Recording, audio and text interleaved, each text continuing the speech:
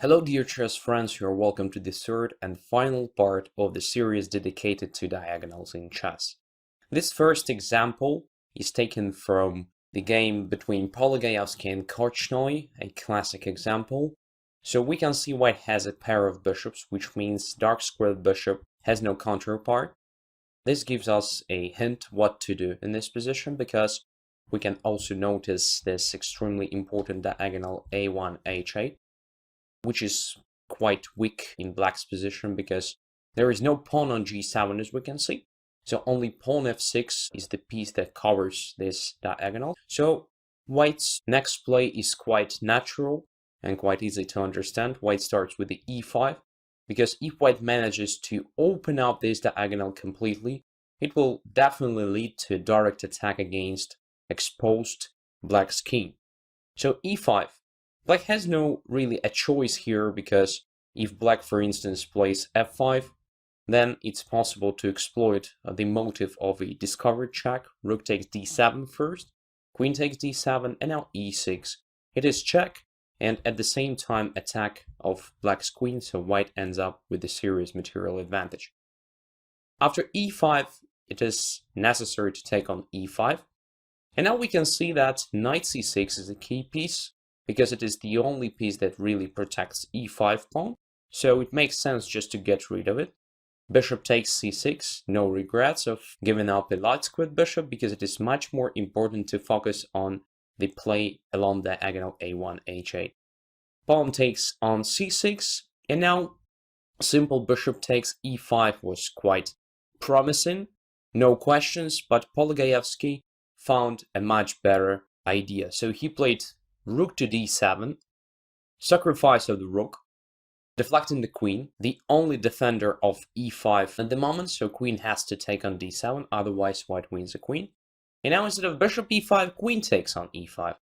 And that is exactly why I show you this game, because look at this bishop and this queen.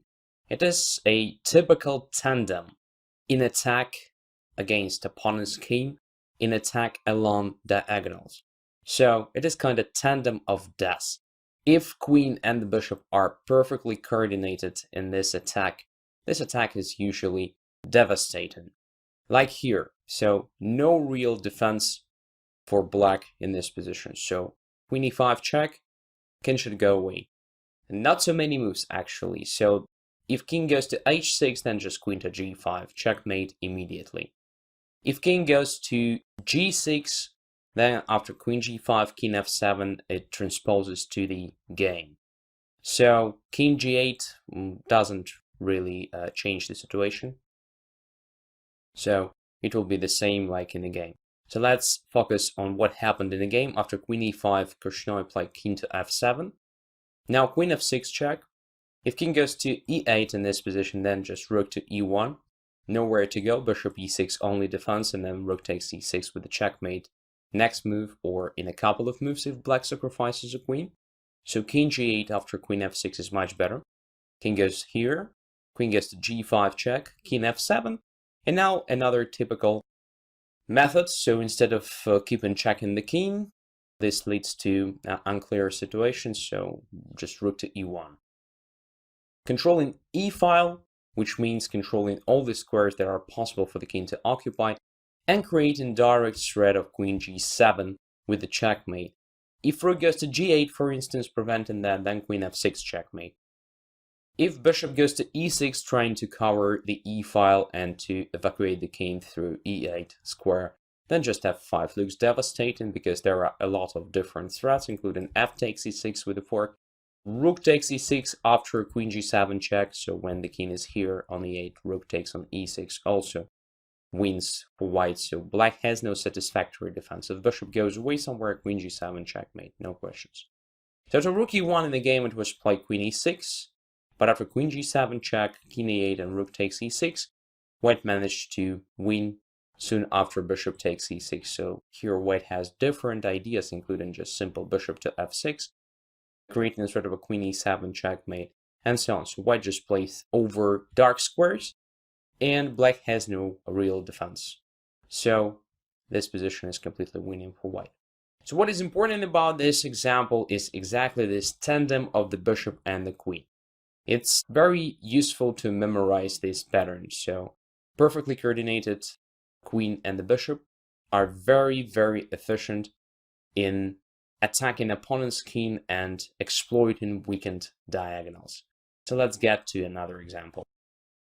This position is taken from the game between Alatortsev and Smyslov. We can see that the key diagonal in this position is h8, a1. And there is a fight for this diagonal, so we can see that both white and black have bishops already on this diagonal. So black comes up with the very typical sacrifice of the exchange just to increase the chances to benefit from this diagonal. Rook takes c3, so black eliminates the main defender of this diagonal. So after that, bishop g7 has no counterpart. Queen takes on c3. This is forced because b takes c3 leads to a checkmate immediately.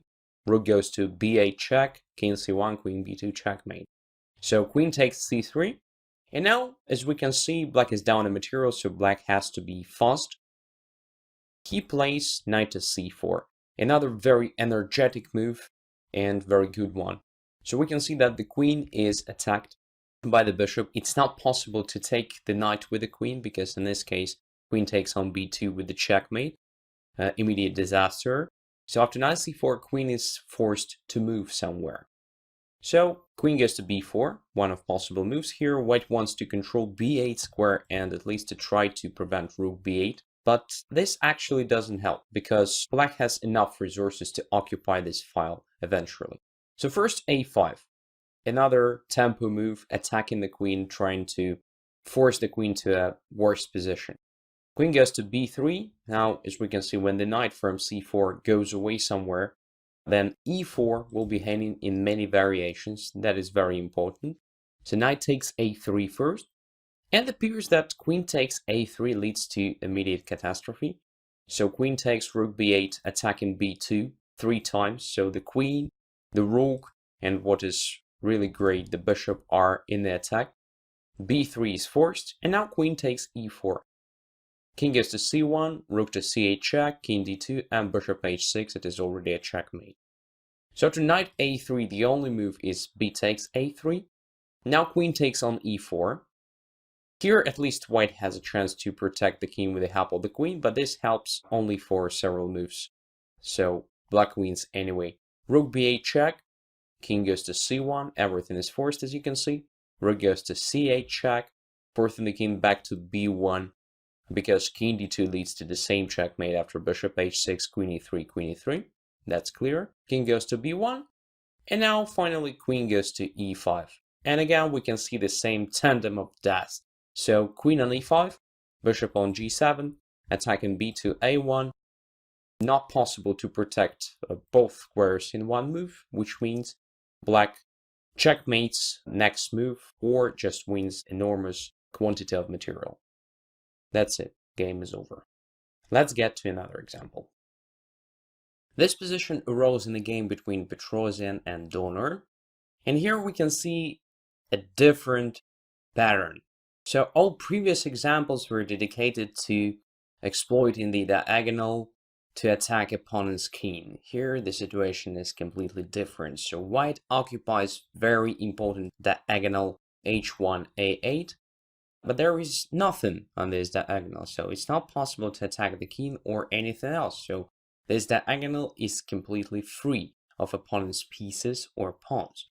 So does it mean that this diagonal makes no sense? Wrong. It makes a great sense to occupy such a diagonal because of the following. So pay attention to a8 square, b7 square, and c6 square.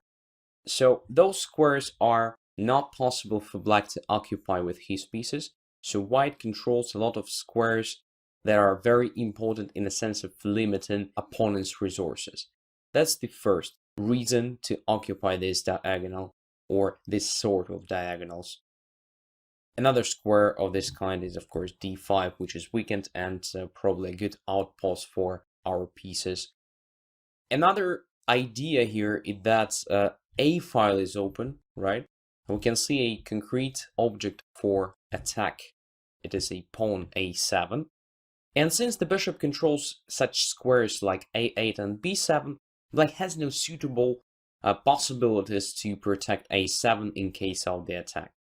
And these considerations just give us an understanding that white has a serious positional advantage here. So white needs to attack a7, and most likely white will benefit from it. White starts with the c3 move, very important one to control d4 square, to prevent knight e6 from being activated, and at the same time preparing queen to a4 move, just next move to attack a7 pawn. Very good idea. Rook goes to e8. Black prepares defense along the 7th rank, so rook is going to occupy e7 square. Now first rook goes to a6, because usually it is much better to have a queen behind the rook. It makes the attack much more efficient one. So rook goes to e7, and only now queen goes to a4. And after rook c8, well, black prepares maneuver queen to b8 and then rook to c7 to have queen free to maneuver somewhere along the 8th rank, for example. And it's clear that white will add another rook to attack sooner or later, so black just prepares for this.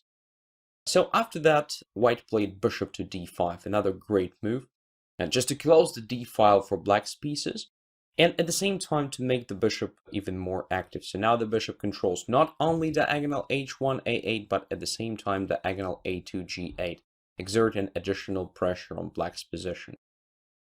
The main idea is that if knight moves, for instance, this makes f7 pawn pinned, so white just jumps with the bishop to g5, attacking the rook, and this helps white to win very important tempo to triple heavy pieces along the a file.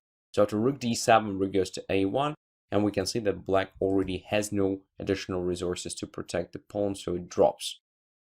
After bishop d5 instead, black played queen to b8, and now Petrosian came up with a very wise decision. So despite the bishop on d5 is very good, and white has numerous chances to win the game by simply attacking the a7 pawn and exerting more and more pressure on black's position. He noticed that, well, rook e7 is pinned to protect an a7 pawn, which means that after bishop takes e6, black is literally forced to take with a pawn, which completely damages black's pawn structure and makes his position strategically lost.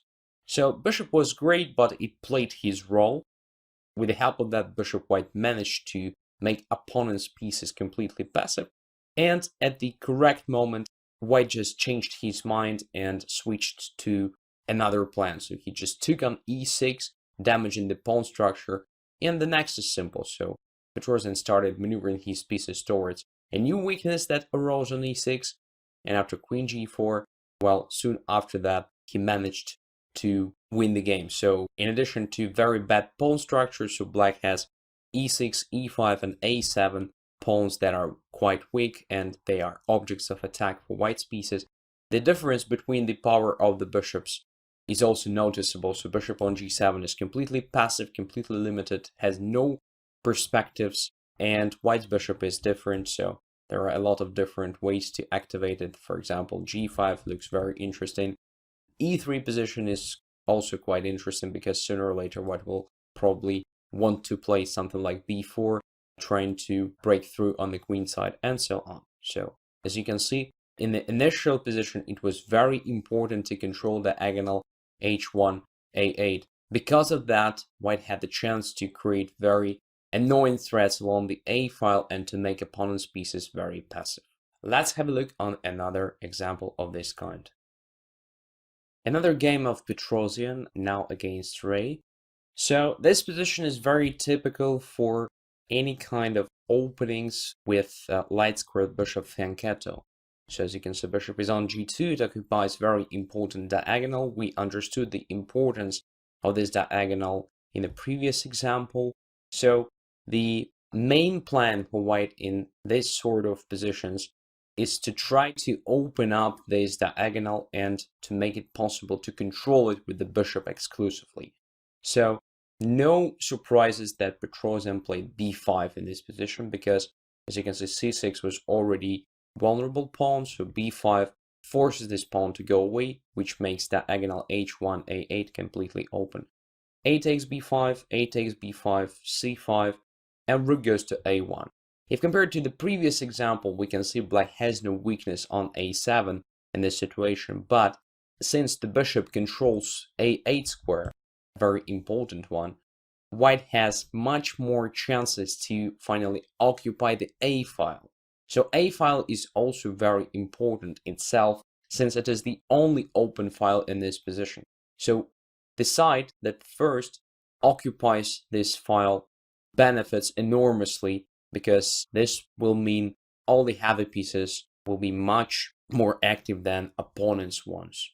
And when the bishop controls a8, well, white simply has more chances to occupy, and white achieves this easily. So queen b8, castles, rook to d8, preparing this rook to d7 to fight for a file, but white is first. So rook takes, and queen goes to a1. In a game, it was played queen to b8. The question is, why didn't black try rook to d7?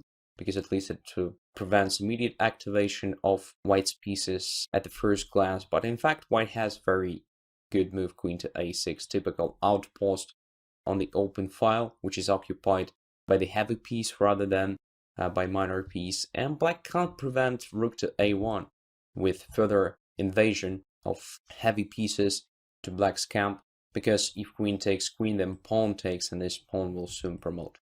So the knight will support it from b5, and bishop already controls the square of this promotion.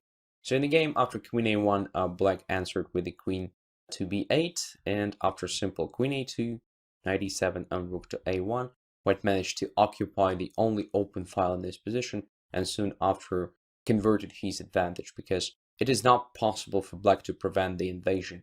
a7 or a8, it depends. a6 is also a great square to occupy, so white has a pleasant choice between different active possibilities, and black simply has no active counterplay. So this concludes the final part of the series dedicated to diagonals, and let's get to conclusion of the topic. When the bishop occupies the long diagonal exclusively, it may be decisive. To exploit the power of the bishop, you have to clear up the diagonal, which means to get rid of opponent's pieces and pawns defending it.